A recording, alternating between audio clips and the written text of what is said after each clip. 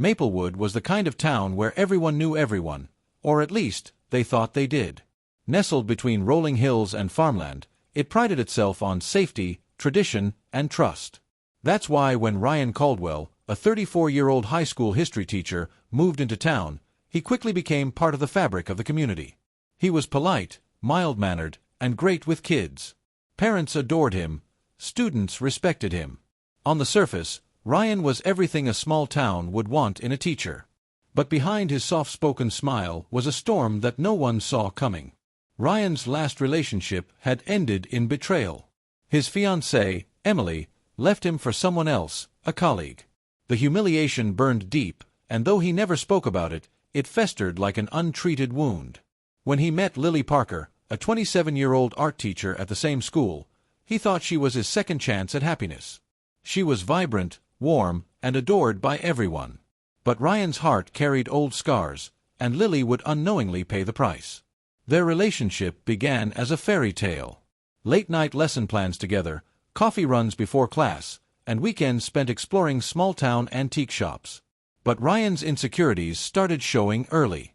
A casual mention of Lily's male friends would ignite something in him. He'd press her with questions. Where were you? Who were you with? Until every disagreement turned into a battle. One chilly October evening, their argument started over something trivial, a text message on Lily's phone from a coworker. Ryan's voice cracked with anger, the pain of Emily's betrayal boiling over. Lily tried to calm him, saying, "Ryan, you're not him. I'm with you." But that only made it worse. He shoved her, harder than he intended. She fell against the edge of the coffee table, her head hitting the corner with a sickening crack. The silence afterward was deafening. Ryan froze, heart pounding as he stared at Lily's still body on the floor, her eyes wide open but lifeless. Panic consumed him. He didn't mean to kill her, God no, but he couldn't undo what was done. He wrapped her body in an old quilt, loaded it into his truck under the cover of night, and drove out to a deserted patch of woods 2 towns over. There, under the pale glow of the moon, he dug a shallow grave with his bare hands and a borrowed shovel. He buried her with her phone, purse, and anything else that could trace back to him. When he drove home, his hands were raw, his nails blackened with dirt.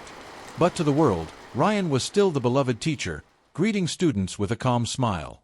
2 days later, Lily was reported missing. Her friends told police she never showed up for work and didn't answer calls. Detectives interviewed Ryan, who played the role of the concerned boyfriend perfectly. He told them he last saw Lily the night before she vanished. They'd had a small argument, and she left to cool off. No body, no evidence, no witnesses. At first, investigators had nothing. The town whispered, but Ryan's alibi seemed solid. That is, until Detective Sarah Green started pulling at loose threads. Sarah learned about Ryan's previous engagement. She found old emails, bitter, angry messages Ryan had sent to Emily after she left him. Words like betrayal, revenge, and you'll regret this. It painted a different picture of the man everyone thought they knew. But motive wasn't enough. They needed proof. Weeks turned into months, and hope of finding Lily faded, until winter thawed the ground. In early March, a hiker stumbled upon something half-buried in the melting snow, a piece of fabric. Investigators unearthed Lily's remains in a shallow grave. But the real twist wasn't the body, it was what they found with it. Tucked in the quilt with Lily's body was something Ryan never realized he buried. His school-issued key fob, used to unlock classroom doors. A tiny, overlooked item that traced straight back to him. When detectives confronted Ryan, he broke down.